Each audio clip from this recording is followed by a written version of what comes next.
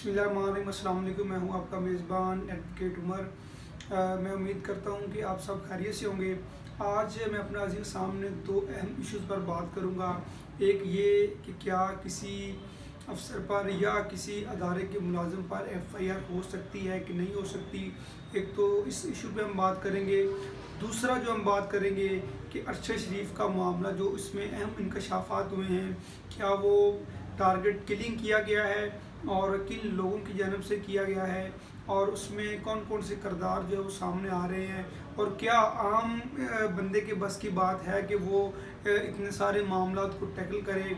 और जब पहले उनको पाकिस्तान से निकाला गया, फिर उनको दुबई से डिपोर्ट किया गया, उसके अलावा फिर उनको एक प्लान के तहत उनको कीनिया भेजा गया और वहाँ पे फिर उनको टारगेट किलिंग के ज़रिए पहले उन पर तशद्दुद किया गया। जो रिसेंट रिपोर्ट्स आ रही हैं उसमें बड़े ही अहम इंकशाफात हुए, वो मैं आपके सामने डिस्कस करूँगा।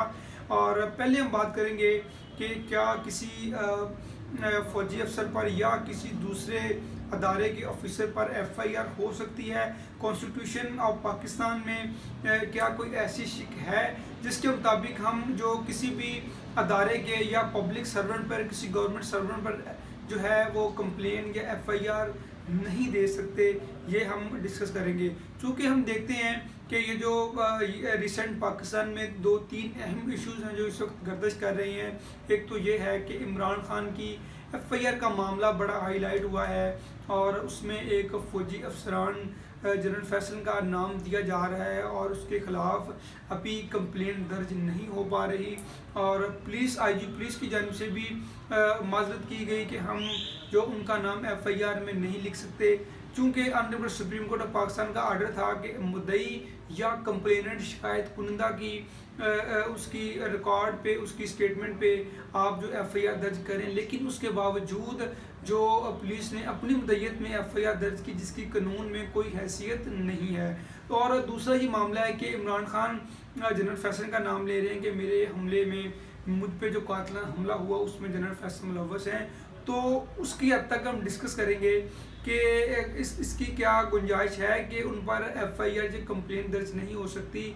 और कॉन्स्टिट्यूशन में मैं अपने नाज़रीन को बताता चलूँ कि कॉन्स्टिट्यूशन में कोई ऐसी शिक नहीं है जिसके बिहाफ पे ये कहा जा सकता हो कि अगर कोई फौजी ऑफिसर है या किसी और इंस्टीट्यूशन में, किसी और गवर्नमेंट इंस्टीट्यूशन में वो मुलाजिम हो और उस पर एफआईआर नहीं दर्ज की जा सकती हो। कॉन्स्टिट्यूशन में ऐसी कोई बात कहीं पे नहीं लिखी गई, बल्कि कॉन्स्टिट्यूशन में ये ज़रूर लिखा है कि अगर किसी पे एलिगेशन लगता है, अगर किसी पे कोई किसी किस्म की एफआईआर होती है या कोई भी किसी भी फोरम पे उसके खिलाफ कंप्लेन होती है, तो उसको जो राइट दिया जाता है कि आप अपने आप को प्रोटेक्ट करें, उसको फ्री एंड फेयर ट्रायल का राइट दिया जाता है। कॉन्स्टिट्यूशन में ये बड़ा क्लियर है। कॉन्स्टिट्यूशन में कॉन्स्टिट्यूशन का आर्टिकल 10A इसको डील करता है कि फ्री एंड फेयर ट्रायल जो है वो हर सिटीज़न का फंडामेंटल राइट है।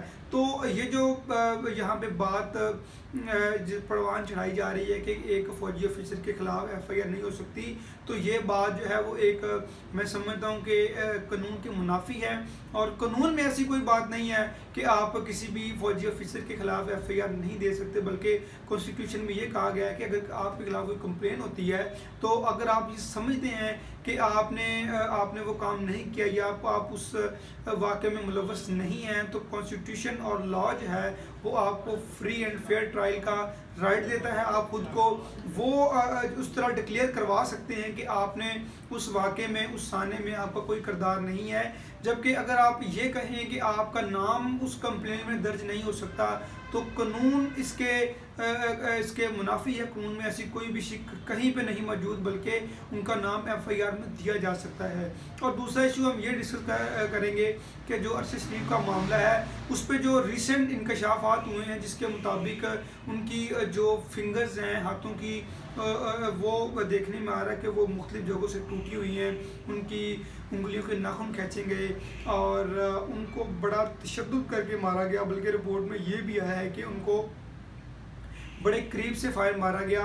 और जो एक वाक़या बनाया जा रहा था कीनिया पुलिस की जानिब से कि उनको जो गलती की वजह से उन पर फायरिंग हो गई या फिर उनकी गाड़ी की शिनाख्त ना होने की वजह से जो एक वक़्वा बनाया जा रहा था शुरू वाले दिनों में, उसका भी पोल खुल के पूरी कौम के सामने आ गया कि अरशद शरीफ का मामला असल में क्या था। और बल्कि ये बातें मेडिकल रिपोर्ट्स में, पोस्टमार्टम की रिपोर्ट्स में जो कि पूरी कौम से छुपाई गई, मैं ये समझता हूँ कि ये भी हम देखेंगे कि कौन लोग हैं जो इस सारे मामले को पूरी कौम से हाइड करना चाहते हैं। और जो पाकिस्तान के सहाफ़त का मायनाज़ कलमदान है अरशद शरीफ, वो चूँकि हम ये समझते हैं कि कोई भी पाकिस्तानी है उसमें किसी बात की गुंजाइश नहीं इस तरह की रखी जा सकती कि मुहब्बे वतन नहीं है, बल्कि वो एक मुहब्बे वतन था। उसकी जो पूरी फैमिली है, उसका एक भाई हैं और उसके वालिद साहब हैं, वो भी पाकिस्तान आर्मी का हिस्सा थे, तो इसमें तो कोई गुंजाइश ही नहीं है। लेकिन जो उनके साथ किया गया इस तरह की जो जुल्म है, वो कोई भी सोसाइटी इस बात की इजाज़त नहीं देती, कोई भी मुआशरा, हमारा तो इस्लामिक निज़ाम है, इस्लामिक मुआशरा, इसमें तो कतन कोई इस तरह की बात नहीं है कि आप किसी के साथ इतना जुल्म करें, उसको पहले मुल्क से भागने पर जो मजबूर करें, उन पर पर्चे दें, जब वो बाहर जाए फिर उनका बाहर ताक़ब किया जाए, फिर उनको एक टारगेट किलिंग के ज़रिए पहले उन पर तशद्दुद किया गया। और रिपोर्ट में ये भी कहा गया कि उन पर पहले तशद्दुद किया गया 3 घंटे, उनकी जो हाथों की उंगलियां तोड़ी गई, उनके नाखून खींचे गए और फिर उनको जो है वो करीब से फायर मारा गया। ये उन पर बड़ा जुल्म हुआ है और इसकी जो तहकीकात के लिए पूरी कौम मुतालबा करती है, honourable supreme court of Pakistan से मुतालबा करती है कि इस पर सो मोटो एक्शन लिया जाए और सो मोटो एक्शन लेने के बाद इसकी फ्री एंड फेयर इसकी इन्वेस्टिगेशन की जाए और सुप्रीम कोर्ट अपनी एक मौजूदगी में अपने जो उनके इस वक्त प्रेजेंटिंग जज हैं उनमें से कोई एक जो कॉम्पिटेंट जज है उसकी मौजूदगी में, उसकी प्रिजाइडिंग में एक जुडिशल कमीशन बनाए और वो खुद जाकर बाहर सारी इंफॉर्मेशन इकट्ठी करे ताकि जो हक़ाइक़ हैं पूरी कौम के सामने आ सकें। और वो लोग जिन्होंने अरशद शरीफ को मजबूर किया मुल्क से बाहर जाने पर, फिर वहाँ पे उसको टॉर्चर करके फिर उनको टारगेट किलिंग के ज़रिए कत्ल करवाया गया, उनको शहीद किया गया, वो सारे हक़ाइक़ जो हैं वो पूरी कौम के सामने आ सकें। और ये भी एक कौमी मुतालबा है और ये जो मुतालबा है पूरी कौम जो है वो honourable supreme court of Pakistan के सामने रखती है कि इस मामले को अच्छे तरीके से टैकल किया जाए और जो भी इंफॉर्मेशन हैं वो उनको वैलिडली पूरी कौम के सामने रखा जाए और जो जितनी भी ये जो अबहाम हैं और दूसरी बातें हैं उनकी नफ़ी की जा सके। हम आने वाले दिनों में देखेंगे कि honourable supreme court of Pakistan इस बात पे कितना एक्शन लेती है, इस बात पे क्या सो मोटो एक्शन लिया जाना चाहिए या नहीं सुप्रीम कोर्ट लेती। जो भी इसमें डेवलपमेंट होंगी आप मेरे साथ रहिएगा, मैं आपके साथ जो लेटेस्ट अपडेट होंगी डिस्कस करता रहूँगा। अपना बहुत ख्याल रखिएगा। अल्लाह हाफ़िज़।